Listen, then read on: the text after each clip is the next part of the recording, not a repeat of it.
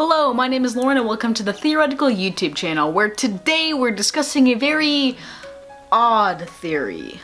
And yeah, even we have to admit that this one's a bit of a stretch. But there actually is a lot of evidence to suggest that we aren't just totally crazy. We've been doing research for this theory for over a year now, so it's probably about time we put it out into the world. And as crazy as it sounds, and believe me, we know exactly how weird this is. What if The Princess and the Frog is actually a prequel to Peter Pan? Please don't click off the video. I'm not even rolling our intro here just in case you get any ideas. Alright, so I don't know if you can remember all the way back to 2009, but this is a clip from the end of Princess and the Frog.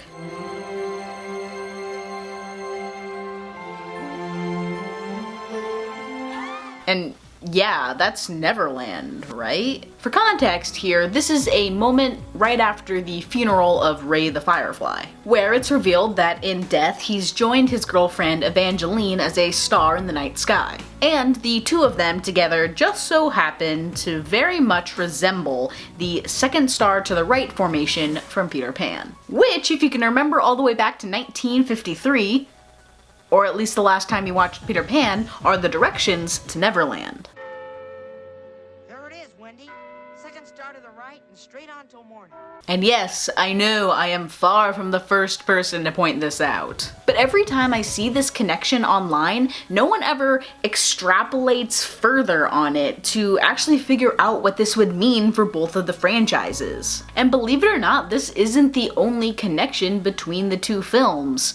I'm serious. For one thing, alligators. I'm starting off with our weakest point here. They do get better. But yeah, both Peter Pan and The Princess and the Frog heavily feature characters that also happen to be alligators. In Peter Pan, it's Tick-Tock, the constant tormentor of Captain Hook. The one who swallowed a clock as well as Hook's hand and constantly follows him around, hoping for another snack. And in Princess and the Frog, it's Lewis, the gator who wants to play jazz like a human being. And is much more talented than me.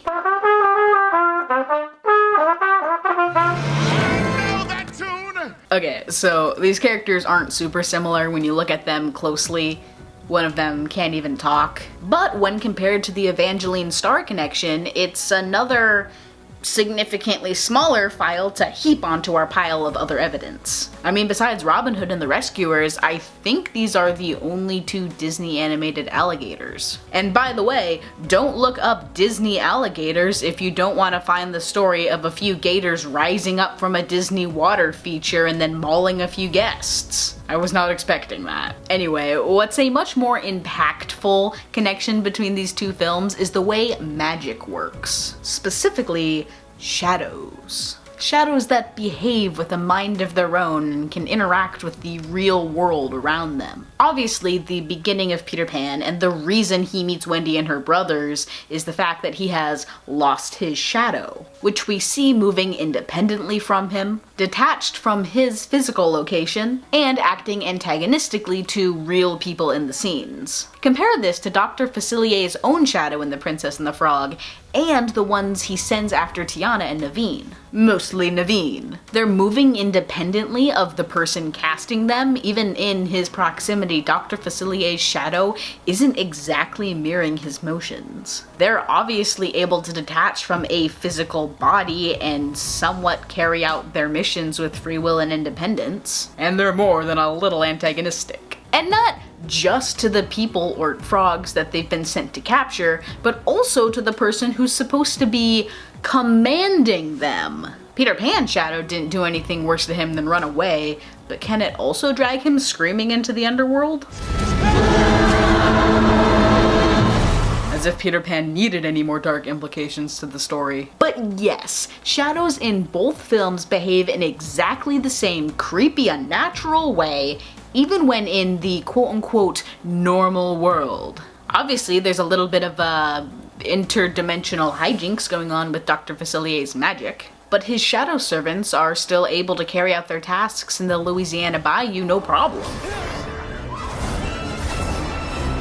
Okay, well, Mama Odie's a bit of a problem. But for the most part, they're pretty uninhibited by the laws of nature. The same goes for Peter Pan when we see Peter's shadow acting of its own free reign in Wendy's bedroom. Not in Neverland, but in London, England. The same goes for Tinkerbell's magic, which works in either world as well. In both Peter Pan and The Princess and the Frog, magic is real, comes from another realm of existence, and still works in the real world. Especially the behavior of shadows. Add to that the way both films feature alligators, and that there's a minor character who's a dog dressed in a funny costume looking up at our main characters flying away. Talk to me. The dog just spoke to me. Vote in the comment section whether Nana or Stella is cuter. I feel like the whole Evangeline star connection is more than a single, baseless reference or illusion when everything is all put together. Is it really that odd to suggest that the movies take place in the same world? Or at least adjacent ones? Here's the actual theory. The Princess and the Frog is a prequel to Peter Pan because when Ray dies, he creates Neverland. Somehow. I don't quite have that part figured out yet. But what you're probably angrily typing in the comment section down below is that this can't possibly be true. Because The Princess and the Frog can't be a sequel when it takes place after Peter Pan. But does it? When does Peter Pan take place? This is the reason it took so long to make this video. Because I'm not convinced anyone knows when Peter Pan takes place, other than when it was socially acceptable to wear a top hat and cape to a dinner party, which is obviously when every story should take place. Now you might think that this is a really easy question to answer. Obviously, Peter Pan takes place when the original book came out, which was in 1911. But in fact, the book came second after the play, so we're actually looking at a character from 1904. J.M. Barrie wrote both the Peter Pan book and play in the very early 20th century, so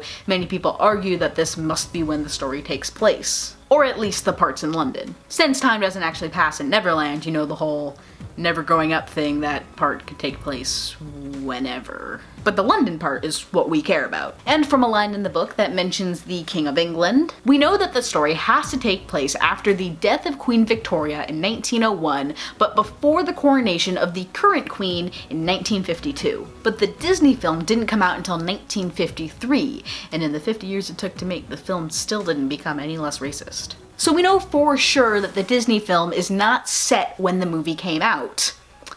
Which means it was probably then set back when Barrie was writing, right? But also, you might remember this song. Following the leader, the leader, the leader. We're following the leader, wherever he may go. This is a parody of the tune The Children's March written by Australian/American composer Percy Grainger.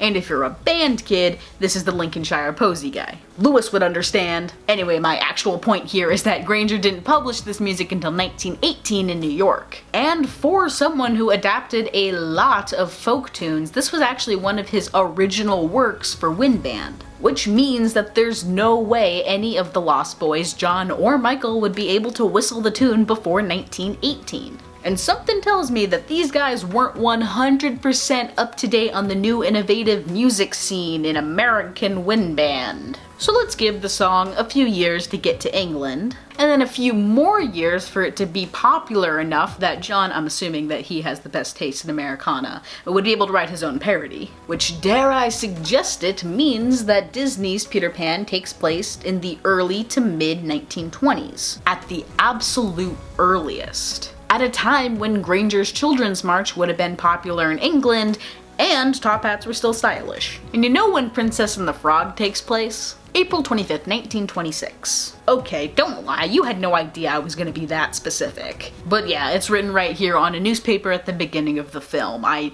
don't know what more information you could possibly want. which means that Ray joined Evangeline approximately around the same time the plot of Peter Pan takes place. And okay, if you're not totally convinced by the whole Children's March thing, consider the fact that Peter Pan 2 Return to Neverland takes place during World War II. If you haven't seen this criminally underrated sequel, the basic premise is that Wendy is all grown up and has her own daughter named Jane, who doesn't believe in Neverland, which becomes a bit of an issue when she's kidnapped by Captain Hook. But what's important for piecing together the timeline here is that the plot of the movie takes place during the bombings of London.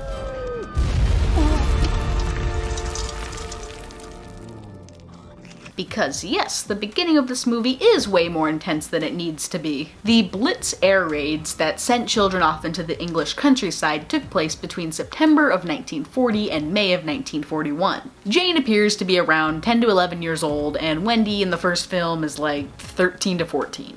If Peter Pan took place when J.M. Barrie was writing, that means that Wendy would have had Jane when she was about 34. If Peter Pan took place around the same time as The Princess and the Frog, then Jane would have been born when Wendy was 19. And I don't know if you've been doing any research on the average age women became mothers in the early 20th century, but according to the CDC in 1930, the average age of a first-time mother was 21 to 22, which is much, much closer to 19 than it is to 34. And I don't know if it's just me here, but Wendy's animation in the sequel doesn't look like a 45-year-old, or a 55-year-old if you're going with the play's original publication. So, looking at all of the connections between the two films, this is the full theory that we have crafted together. When Ray died, he and Evangeline created Neverland in 1926. Around the same time, Peter Pan first visited the Darling family across the Atlantic Ocean in London, England. The reason Neverland already has such a rich history and lore is because time doesn't progress there. Even if Peter Pan had been created a few months before he met Wendy, his consciousness could have lived for thousands of years. An eternity could pass in an instant between the two realms. The reason the two films share prominent dogs, alligators, and magic systems is because they take place in the same world. And yeah, it may not be the most solid theory that we've ever put together, but there's far too many weird connections to be completely disregarded altogether.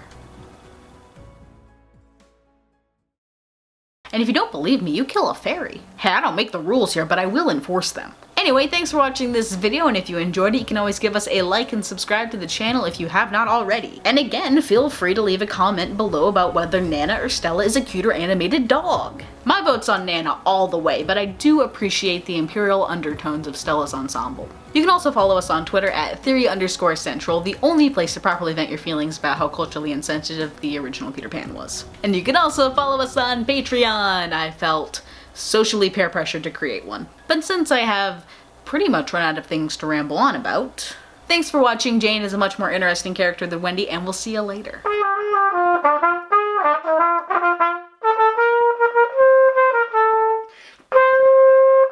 It didn't end well.